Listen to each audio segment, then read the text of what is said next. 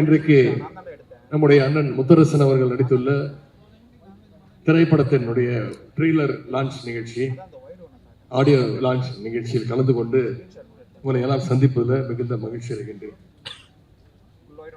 முதல்ல இந்த திரைக்குழுவினருக்கு நம்முடைய பாராட்டுக்களை நான் தெரிவிச்சுக்கிறேன். ஏன்னா பொதுவா இந்த மாதிரி ட்ரெய்லர் லான்ச்சஸ், ஆடியோ லான்ச் நிகழ்ச்சிகள்லாம் மிக பிரம்மாண்டமா, அதாவது ஒரு ஸ்டார் ஹோட்டல்ல நடத்துவாங்க, அப்படின்னா ஒரு மிகப்பெரிய ஒரு திரையரங்கத்துல நடத்துவாங்க. ஆனா அரிசி படக்குழுவினர் இந்த நிகழ்ச்சி இவ்வளவு சிறப்பாக கலைஞர் கட்டிய இந்த வள்ளுவர் கோட்டத்தில் நடத்தியிருக்கிறாங்க. அதற்கு முதல்ல என்னுடைய பாராட்டுகளையும் என்னுடைய வாழ்த்துக்களையும் நான் தெரிவிச்சுக்கிறேன். இன்னொன்று, அமைச்சராக நான் பொறுப்பேற்று இங்க இருக்கக்கூடிய பல பேருக்கு தெரியும், பத்திரிகையாளர்களுக்கு நல்லா தெரியும், கடந்த 4 வருடங்களாக திரைத்துறை சம்பந்தமா எந்த நிகழ்ச்சியிலும் கலந்து கொண்டதே கிடையாது. யார் எந்த நிகழ்ச்சி அழைச்சாலும் சொல்லிடுவேன், இல்லைங்க நான் கலந்துக்கிறது கிடையாது அப்படின்னு சொல்லிடுவேன். ஆனா அண்ணன் முத்தரசன் அவர்கள் அழைக்கும் பொழுது என்னால தட்டி கழிக்க முடியல. நீங்க தேதியை சொல்லுங்கன்னு நான் வந்துடுறேன் அப்படின்னு. அப்புறம் நேரம் கேட்டாரு. நான் சொன்ன நேரத்தையும் நீங்களே சொல்லுங்கண்ணே, நான் நிச்சயம் வந்துடுறேன் அப்படின்னு அவரால் அழைக்கப்பட்டு இழுத்து வரப்பட்டு இந்த நிகழ்ச்சிக்கு நான் வந்திருக்கின்றேன். நேற்றைக்கு அரசு நிகழ்ச்சி நடந்தது. தமிழ்நாடு அரசு சார்பாக திரைப்பட விருதுகள் பல வருடங்களாக கொடுக்காம இருந்து, சென்ற அதிமுக ஆட்சியில் 10 வருடங்கள் கொடுக்கப்படாமல் நம்முடைய முதலமைச்சருக்காக ஒரு குழு அமைச்சு 2015 2022 ஆண்டு வரைக்கும் திரைப்பட விருதுகளை நான் கொடுப்பதற்கான அந்த வாய்ப்பு கிடைச்சது. நான் திரைத்துறையிலிருந்து வெளியில வந்து இன்னைக்கு மக்கள் பணி ஆற்றிக் கொண்டிருக்கின்றேன். ஆனா இன்னைக்கு நம்முடைய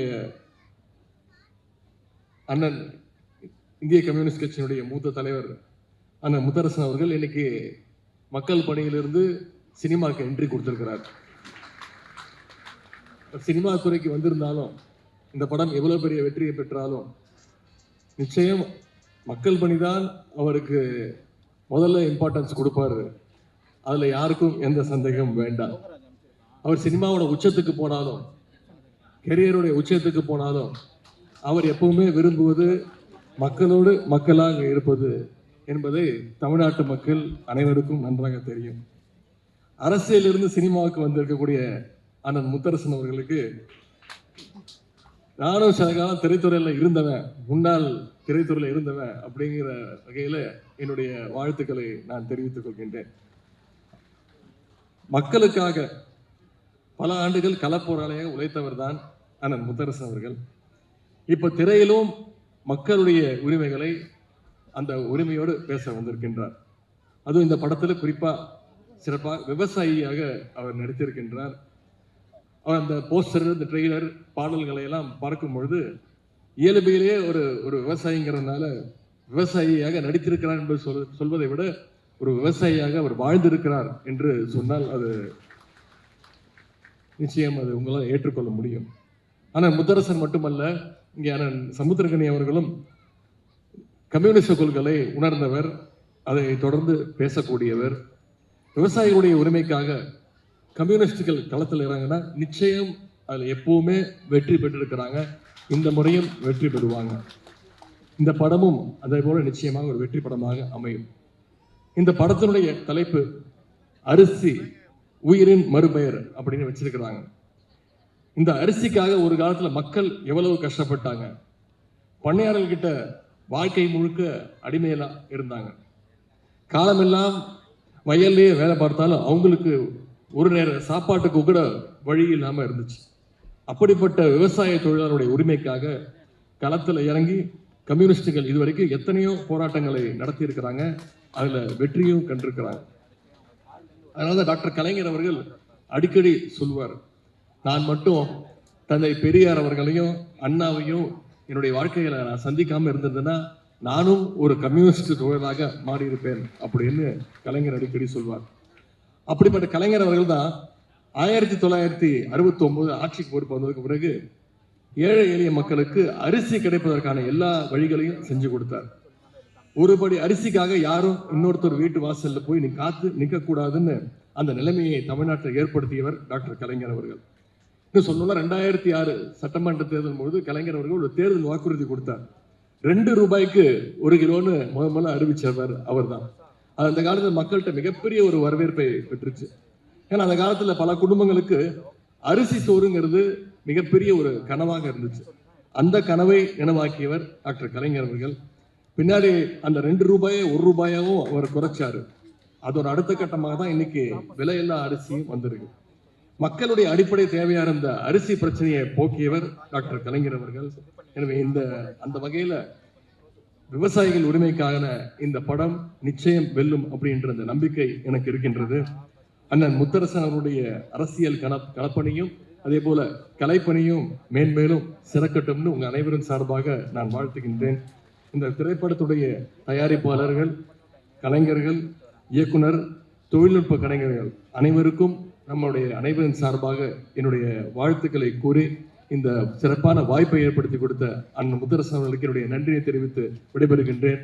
நன்றி, வணக்கம். அந்த சிவப்பு துண்டுக்கு, சிவப்பு கலருக்கு நம்ம கொடுக்குற ஒரு மரியாதை. ஏன்னா அந்த சிவப்புக்குள்ளே எல்லாமே அடங்கும். பேரன்பு இருக்கும், பெருங்கருணை இருக்கும், பெருங்கோபம் இருக்கும், மக்களுக்கான ஒரு அர்ப்பணிப்பு இருக்கும். இப்படி தான் நான் சிவப்பு கலரை பார்க்குறேன். அவரோடு நிற்கும்போது, அவரோடு பணியாற்றும் போது இப்படியெல்லாம் மனுஷங்க இருக்காங்களா அப்படின்ற ஒரு வியப்பையும் ஆச்சரியத்தையும் தான் எனக்கு கொடுத்தாரு. ரொம்ப ரொம்ப சந்தோஷம் பாரு. நான் அப்பான்னு தான் கூப்பிடுவேன். ரொம்ப மகிழ்ச்சியாக இருந்தது அந்த பயணம். அவருக்கு துணையாக நடித்தாங்க அவர் அம்மா. அவங்க பேரை கேட்டால் ரஷ்யானாங்க. அது எனக்கு இன்னும் வியப்பாக இருந்தது. ஏன்னா முதல் முறையாக அப்படி ஒரு பேர் நான் கேட்குறேன். அவங்க சொன்னாங்க, இல்லை எங்கள் ஊர் பக்கம்லாம் வந்து ரஷ்யான்ற பேர் நிறைய காமன், நிறைய பேருக்கு வச்சுருப்பாங்க அப்படின்னாங்க. இப்படி இந்த மண்ணின் மீதும் மக்களின் மீதும் பேரன்பு கொண்டவர்கள்லாம் ஒன்றா சேர்ந்து உருவாக்கிய படைப்பு தான் அந்த படைப்பு. இனி வரும் காலங்களில் உணவுக்கு தான் சண்டை. காசு பணத்தெல்லாம் வச்சு ஒன்றும் பண்ண முடியாது. நல்ல உணவு வச்சுருக்கிறவன் ஒரு பெரிய செல்வந்தனாக இருப்பான். பணக்காரன் வேற, செல்வந்தன் வேற. நல்ல காற்று, நல்ல குடிநீர், நல்ல உணவு வச்சுருக்கிறவன் தான் செல்வந்தன். அவனை நோக்கி தான் அந்த சமூகம் ஓடணும். அவங்ககிட்ட தான் போய் கை கட்டி நிற்கணும். அவங்ககிட்ட தான் உணவுக்கு கையேந்தணும். அந்த சூழல் தான் வரப்போகுது. இதற்கு முந்தைய தலைமுறை பாதுகாத்து கொடுத்த இயற்கை வளங்களை நம்ம பத்திரமாக பாதுகாத்து நம்ம அடுத்த தலைமுறைக்கு கடத்தணும். அந்த பொறுப்பு நமக்கு நிறையா இருக்குது. அப்படிப்பட்ட பொறுப்போடு எடுக்கப்பட்ட திரைப்படம் தான் அரிசி. இது அடுத்த தலைமுறைக்கு ஒரு பெரிய ஆவணமாக இருக்கும். இந்த படைப்பு காலம் காலமாக பேசப்படும் இந்த படைப்பு. இதை எல்லாரும் தேட்டரில் போய் பார்த்து இதற்கு ஒரு நல்ல ஒரு அங்கீகாரம் கொடுத்தீங்கன்னா இது மாதிரி இன்னும் நிறைய படைப்பு உங்களை தேடி வரும். வெல்வோம். மகிழ்ச்சி.